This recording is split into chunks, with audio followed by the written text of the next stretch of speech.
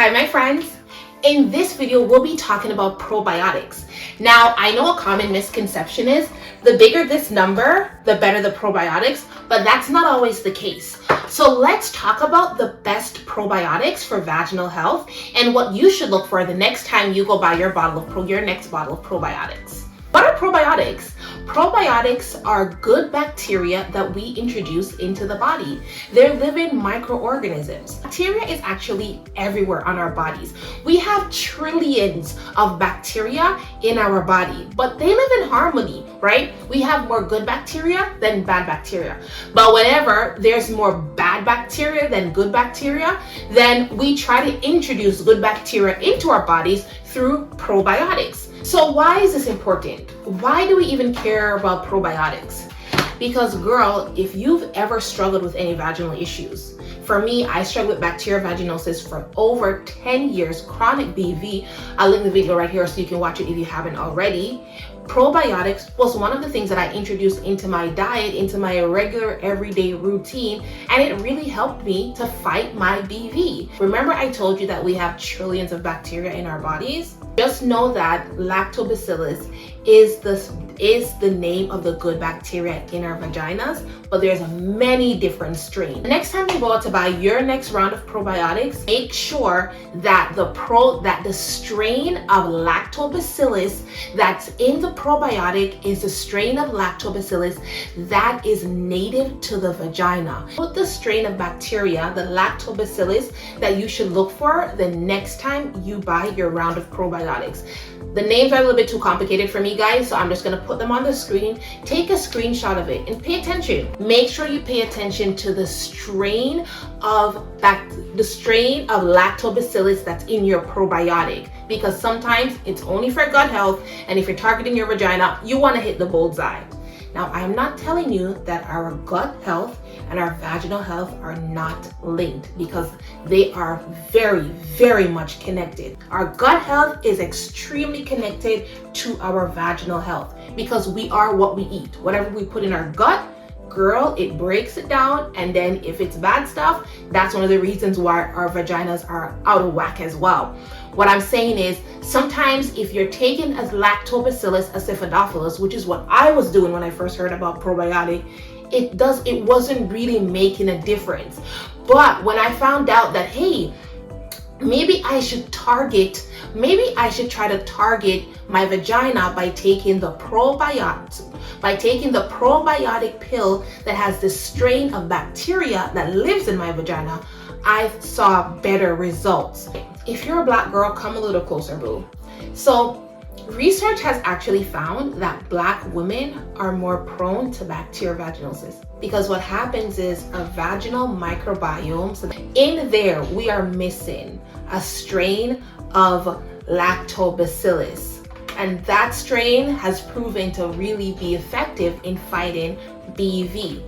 If you're going out to buy your probiotic, please ensure that it has Lactobacillus crispus, because that is one of the ones that we are missing. I'll link the research below so you guys can read it yourself. Girl, Gyrodophilus has the Lactobacillus crispus that us black women are missing. So if you're a black girl, make sure you start taking this probiotic. The next thing you need to look for when you go buy a bottle of probiotics is, does it say anterior guard, anterior coated, or encapsulated? Because the acid in our stomach can actually destroy the probiotic when we take it.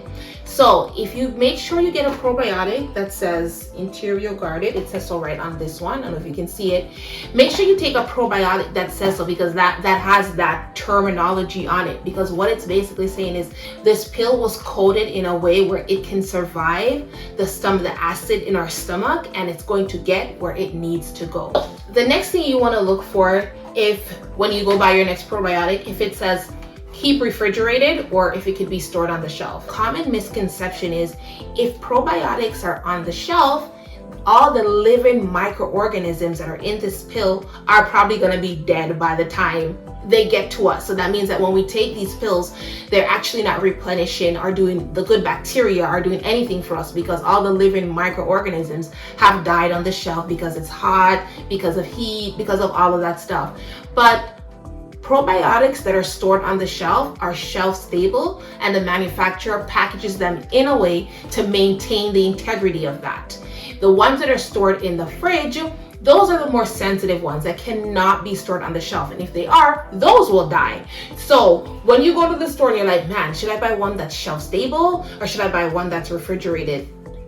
It really doesn't make a difference. It's kind of based on your lifestyle.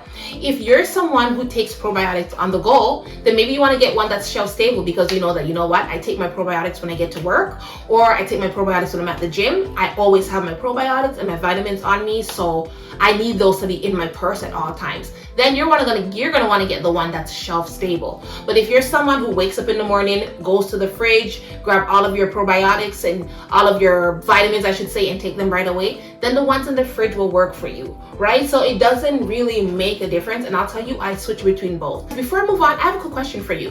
Did you know that African American women are actually more prone to BV? Let me know in the comments. Let me know your thoughts, and let me know if you knew. The next thing you want to pay attention to is the CFU. Use this right here, whether it says 10 billion, 50 billion, whatever it is. You want to pay attention to this. Now, why is this important? And what does CFU even mean? CFU stands for colony forming units.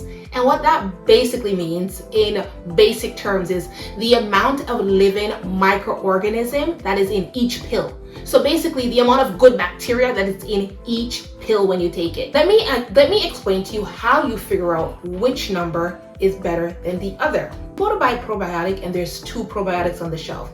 There's one that's 10 billion, this one, and there's another one that's 50 billion. The 50 billion one, when you look on the supplement facts that I told you guys before, it doesn't show any, and you're struggling. If you have any type of vaginal issues, you're trying to target. When you look on the supplement facts of the 50 billion, there's nothing on there. There's no strains on there that's actually like native to the vagina, right? But when you go to this one, you go on here, you see all the strains that are native to the vagina. Which one does it make sense to take? Well, it makes sense to take the 10 billion, right? Over the 50 billion. Now, I'll say this again.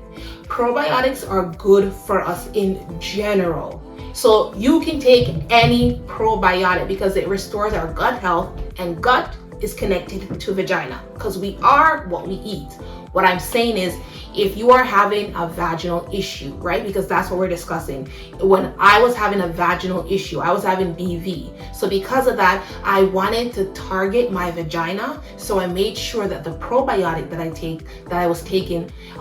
take is a vaginal probiotic. The next thing you guys should look for is make sure your probiotic has some type of note that says that the amount of CFU, so this number, this 10 billion, is guaranteed until the expiration date.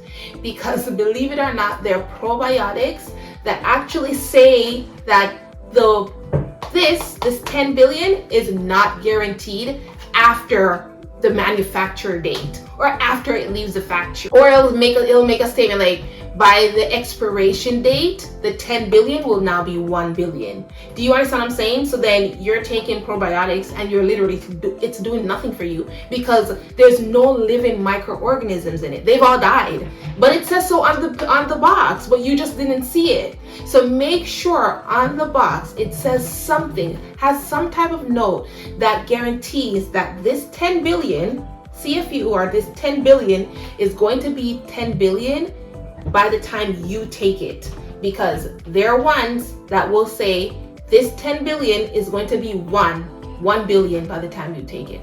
So when I started to pay attention to all of these things, that's when I stumbled upon this probiotic that actually was making a huge difference with the issues that I was having with my vagina. Pay attention to these things the next time you go buy your round of your next bottle of probiotic. Now, if you're taking probiotics, I hope you guys are taking prebiotics too. If you want to learn more about prebiotics and you want to figure out if you're actually on top of the game already, link this Watch this video and I'll tell you more about prebiotics and why, if you're taking probiotics, you definitely need to ensure prebiotics are also part of your diet. Talk to you soon.